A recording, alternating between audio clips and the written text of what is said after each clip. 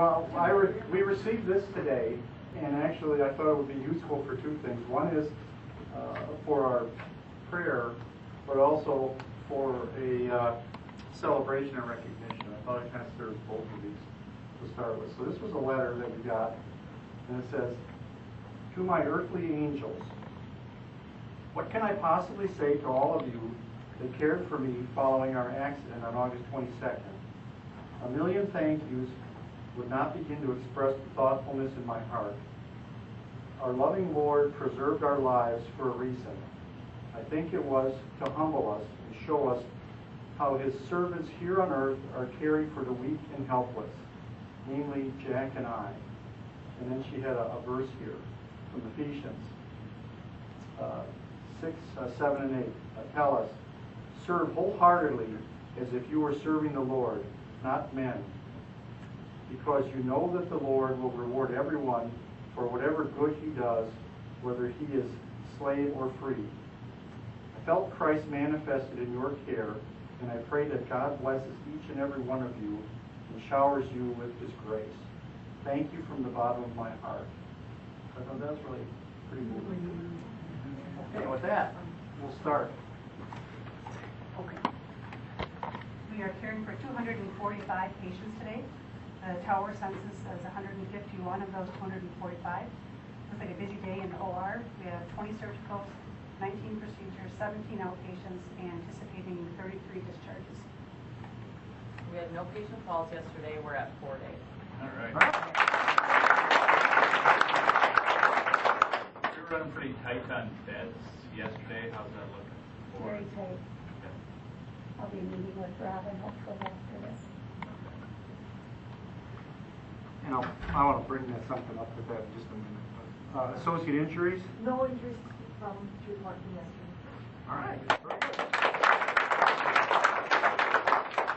Okay, as far as safety concerns and issues, I see a few things up here that have a date of today.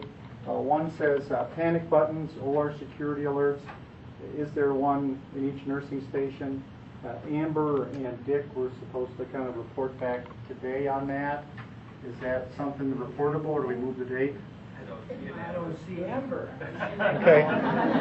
Yeah, we sat down with her, and we're going to try to do a two-pronged approach to that. We're going to probably try to have security. If security is available, they're going to help out. We're also going to put some cameras up there so that they can see from the, they don't have to sit by the triage desk.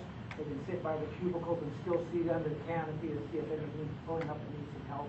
So that's what we're going to deal with right there. As far as the panic alarms, they do have panic alarms up there. That's where that's. Okay, so that issue is kind of done. Until we get the proposal for the cameras. Right. All right. The other one has talks about contingency plan when there's a water issue as far as a calling tree, so everyone's aware. There's a policy called Utilities Interruption Policy that facilities has, and it covers all of the utilities. What happens, it all depends how exigent the circumstances are. This last one we had a 4-inch water line break, and the 4-inch water line is about like that, pouring water out onto the floor. So a lot of times these guys got to address that first before they get on the phone and start calling people. And a lot of times they don't know what's totally affected until they start isolating things. But the general principle is they'll respond and try to abate that problem. They got to get a hold of it first.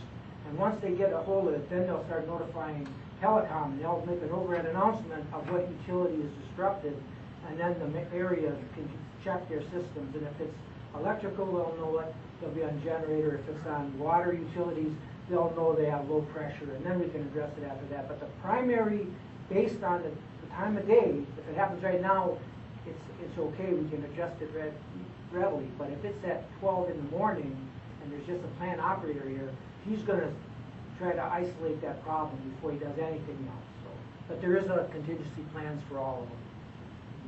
Do you know, was an overhead announcement made? I don't. If there was, I don't believe so. That was at I believe it was 4 o'clock, and I had all hands on deck, and I think they were all sold. So There was. it was about 4:45. There was one made. I don't know what time it was, but there was a low pressure. yeah. Up in overhead ICU announcement. especially. I think it was a little bit later. And then I believe my guys brought the water coolers up there, portable water up there. So there's some contingency plans that we have based on the totality of the circumstances, because it can be a minor interruption, and it can be what we had the other day for that 4-inch line. We should maybe talk, because taking the water and not telling us could lead to issues, because that's what happened. And we just happened to notice that there were cases of water gone, and that's our... Well, that's another instance. I mean, Right, so 4 probably guys. what we need to do is, so there is that contingency plan. We probably need to find out where it's located so that we can share it with combined managers so everybody can look at it, and then you can see if there's some updates that maybe need to be done. Okay. That's probably what we ought to do. All right. Okay. Good. Any new issues? Any new safety concerns? So just an update or a reminder on our recent process change to the common vial rapid-acting insulin. So just making sure that the nurse prepares the dose at the Pyxis, and make sure to not bring that common vial into the patient's room, because then that becomes a patient safety issue at that, infection control issue at that time. Just pass that off along. Vicki, that'd be a good thing to put in. Anything else?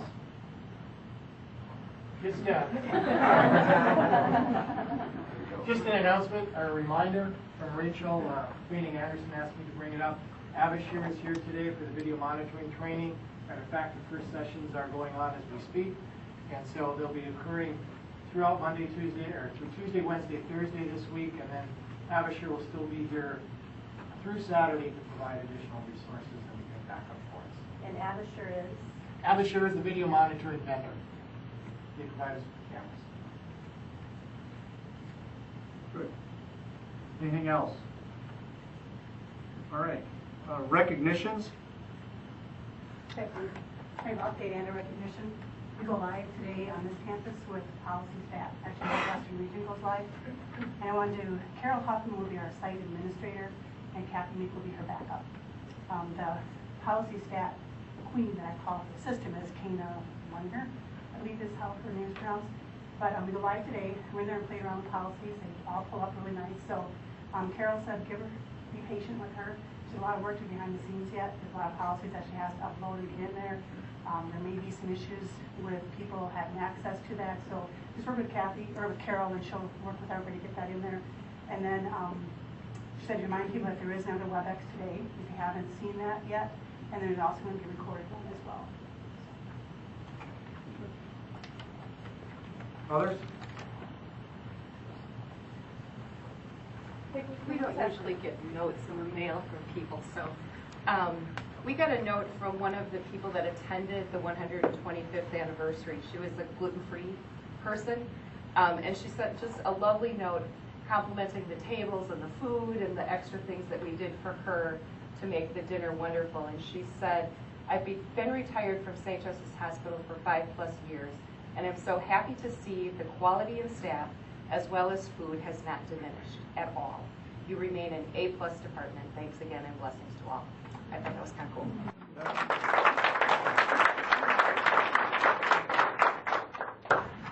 As you know, our beds have been real tight. We've been really playing a chess game to get everyone placed.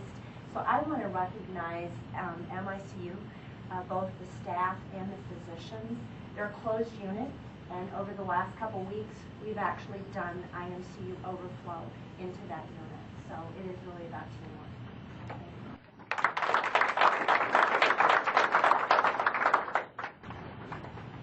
Any others? I have one. So on September 8th, Women's and Children's went live with Bedside Shift Report, and so we're a week into it. Kim Byers is here from Studer today, and she was up on Peds at 7 a.m. Just watching report and giving us even better ifs. So I'm just so proud of that team, the leadership, and the associate engagement of taking this and embracing it for patient safety. So we learned we have some successes and we have some better ifs. And so we continue to work toward making it the best it can be. So to the team in Pete's, PICU will be in NICU, and Kim for coming and spending that time with us.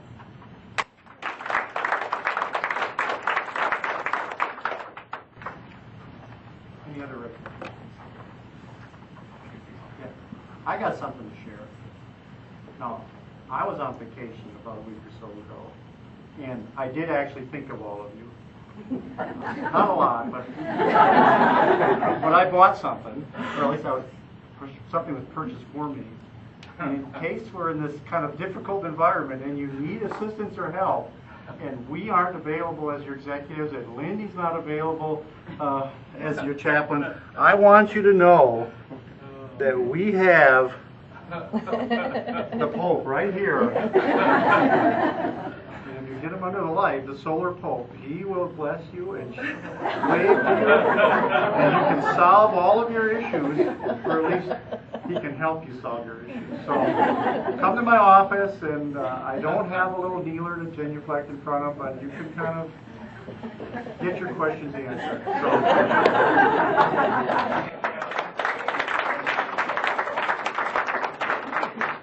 That's now on. It didn't help the Vikings last night.